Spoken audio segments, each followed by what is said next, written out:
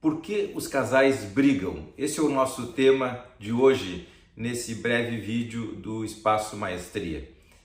Ângel Garma, lá na Argentina, escreveu um artigo sobre o complexo de Édipo, dizendo que, na verdade, Édipo não era filho de Laio e Jocasta, mas sim era casado com Jocasta, e depois surge a partir daí todo um drama neurótico que faz com que ele sinta que matou o pai, tem o sentimento de culpa por causa disso e se fura os olhos com o estilete do broche da mãe por sentimento de culpa e assim por diante. Se você quiser aprofundar um pouco mais no complexo de Édipo, dê uma olhadinha, procure, busque e se informe a respeito da lenda toda, para que a gente então possa entender, para que vocês possam entender com mais profundidade o que eu estou falando agora. Mas em termos gerais, isso é o que acontece na lenda de Édipo. E para Freud, que eu volto aos princípios da psicanálise, para Freud o complexo de Édipo era o complexo nuclear das neuroses, ou seja, todo esse sentimento de culpa que surgia lá no início das relações afetivas no ambiente da casa,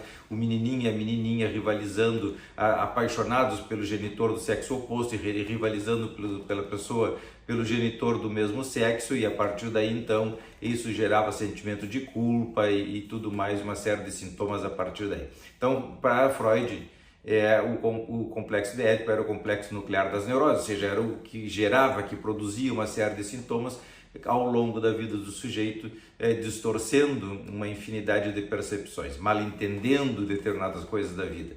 Vamos pegar esse gancho e trazer para a atualidade nas relações amorosas de casal, e por que brigam tanto as pessoas depois que se juntam, se procuram e se amam e se querem tanto, e ao mesmo tempo surge uma série de conflitos que faz com que esses amores se deturpem, surjam mal-entendidos e agressões e violências de todo tipo.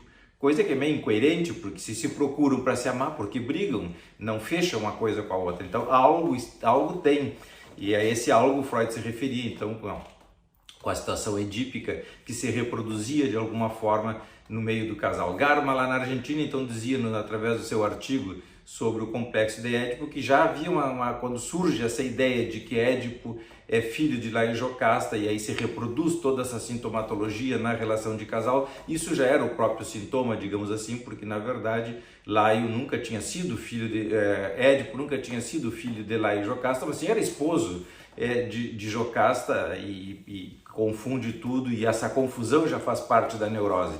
Então vejam que as coisas vão se complicando já por baixo do pano, em silêncio, nas relações amorosas.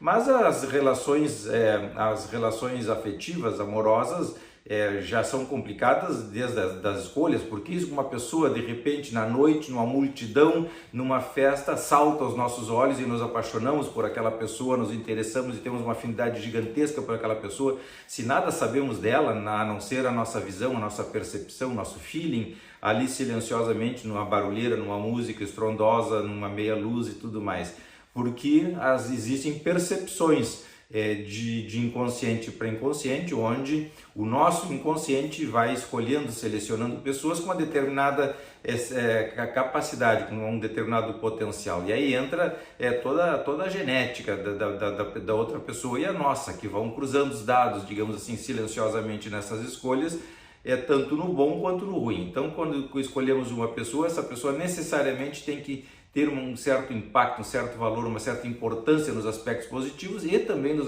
aspectos negativos.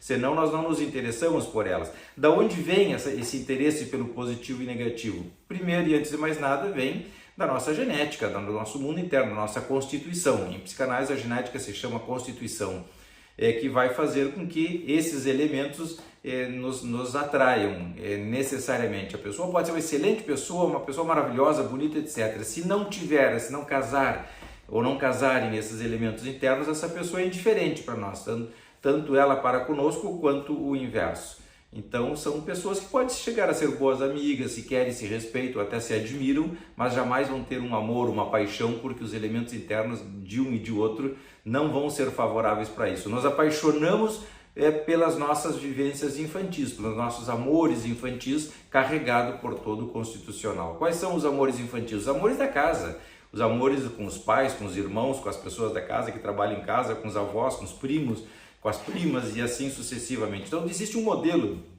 de relação amorosa que a criança traz, constrói dentro de si, através dessas experiências, dessas vivências, que depois, ao longo do tempo, vai reproduzir, vai se apaixonar, vai ter aptidões, digamos assim, ou tendências por uma ou outra coisa a partir desse mundo interno que está carregado sem que nós sabemos. Então ficamos com uma espécie de uma prontidão, ficamos engatilhados para determinadas situações, e aí nos apaixonamos por um político, por um partido, nos apaixonamos por uma determinada música, ou um cantor, ou enfim, qualquer coisa na vida, e também pelo parceiro e pela parceira, pelos nossos filhos, assim por diante.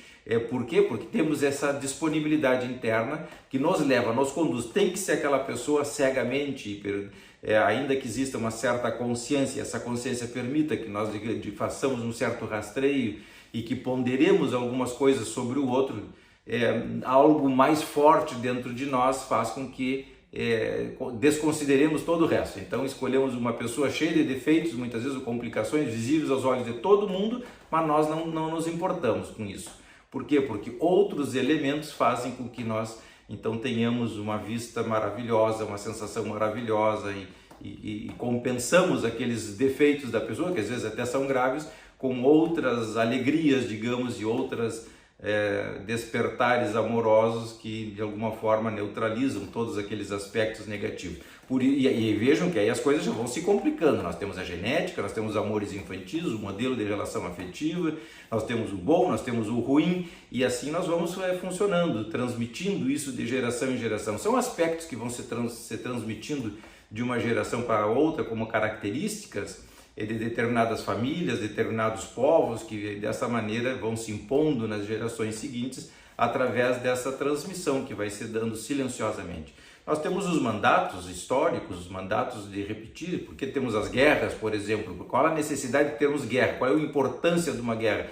Afora os 40% da economia mundial, sobretudo os países ricos que dependem da guerra e tem que provocar guerra. Mas vamos deixar isso de fora. Por que a população mundial apoia? Por que Hitler foi apoiado? Por que Putin tem essa importância tão grande? E outras pessoas no mundo todo que de repente passam a ter um apoio irracional, se nós pensarmos desde a perspectiva da saúde mental, e ao mesmo tempo isso aparece com uma intensidade muito grande. Porque tem que ver com esses mandatos, com o que aquela pessoa desperta dentro de nós, que são muitos esses mandatos, são infinitas experiências que vão se transmitindo transgeracionalmente e que de alguma forma, nós sem saber muito bem porquê, vamos clicando nesses botões e as pessoas também acessam consciente ou inconscientemente dentro de nós essas experiências todas. Nós vamos revivendo com uma intensidade fantástica, maravilhosa, emocionados, e aí nós temos as reações de grupos comuns a todos, em grupos enormes e assim por diante. Mas nós temos também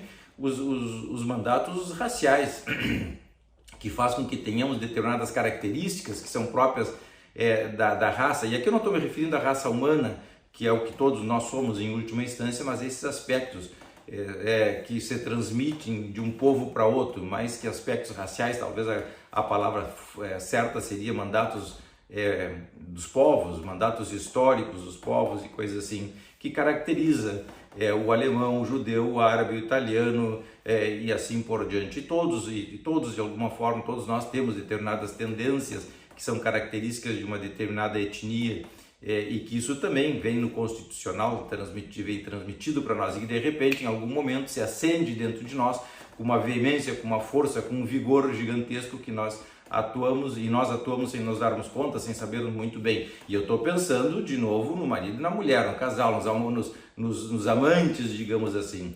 Tem aspectos culturais também, mandatos culturais que fazem com que o indivíduo seja de um jeito ou de outro, seguindo uma cultura e que defende a morte dessa cultura, onde entram todos os aspectos religiosos e tudo mais, que são tão importantes e fazem tanto as pessoas discutirem e brigarem em algum momento, e os aspectos também, os mandatos familiares. Não é a mesma coisa uma pessoa do campo que uma pessoa urbana. São tendências, características que se impõem e fazem com que o sujeito tenha um modo de funcionar, uma idiosincrasia, como nós dizemos, completamente diferente um do outro. Então vejam que quando duas pessoas se unem, tem tudo para dar errado. Por que vai dar certo? Se tem tantas adversidades, o certo vai depender de como se articula tudo isso, de como isso se engendra dentro da relação amorosa do casal. Se os aspectos preponderantes são saudáveis ou se são ruins, são doentios. Aí nós temos que ver o tema da dualidade pulsional, pulsão de vida, pulsão de morte, os objetos internos, como isso vai se caracterizando, vai se dramatizando na relação do casal, se o indivíduo tem herdado uma severidade muito grande e essa severidade faz com que ele encontre um parceiro ou uma parceira que cumpra com essa severidade, seja muito crítica, muito dura com ele e que além do mais tem características então do pai e da mãe que ele de alguma forma confunde, tu estás funcionando igual ao meu pai, dizendo as mesmas coisas que a minha mãe, te comportando como se fosse o meu avô, e aí então já começa a perder a lógica das coisas e se confunde o real com o externo com o interno, e o indivíduo a partir de um determinado momento já não sabe bem se está brigando com a pessoa real e concreta ali ou com seus aspectos herdados ou vivenciais ou da sua história infantil que são projetados naquela situação atual que se presta para isso, pelas semelhanças, pela intimidade que vai se formando na relação de casal e assim por diante. Então, um casal para dar certo tem que ter um predomínio dos aspectos positivos aleatoriamente, assim, intuitivamente. São os casais que têm mais possibilidade de lutarem, encontrarem uma saída dentro das duas coordenadas, homem e mulher, surge uma resultante que tem um pouquinho de cada um no bom e no ruim. Se essa resultante ficar predominada pelos aspectos positivos, um casal que vai tender a dar certo, com as suas complicações, mas vai dar certo. Se predominarem os aspectos negativos, bom, em algum momento vai sucumbir, ou então terão um inferno dentro da relação, porque não vão conseguir de alguma maneira neutralizar os aspectos negativos que vêm no mundo que está no mundo de cada um e se reproduz entre as pessoas que ali estão. Além do mais, a vida é dinâmica, ou seja, o que hoje acontece daqui a 10 anos certamente não será igual, uma vida aos 21, aos 30, 40, 50, assim sucessivamente até a morte. E as pessoas precisam se encaixar e desencaixar e descobrir novos valores nessas relações para que a relação de amor seja minimamente favorável. Isso dá trabalho, não é bem assim? A maioria das pessoas vive sem olhar para trás, sem perceber nada disso que nós estamos falando, acho que isso tudo é bobagem. Então deixam solto na esteira da vida uma infinidade de elementos que são perturbadores, tremendamente perturbadores. Veja que nós falamos meia dúzia de coisinhas bastante superficiais e rapidamente, e já dá para entender por que os casais brigam. Essa era a ideia do nosso vídeo de hoje, colocar alguns elementos sobre a dificuldade, o quão difícil é viver a dois e por que as pessoas, os casais brigam tanto. Um abraço e até o próximo vídeo.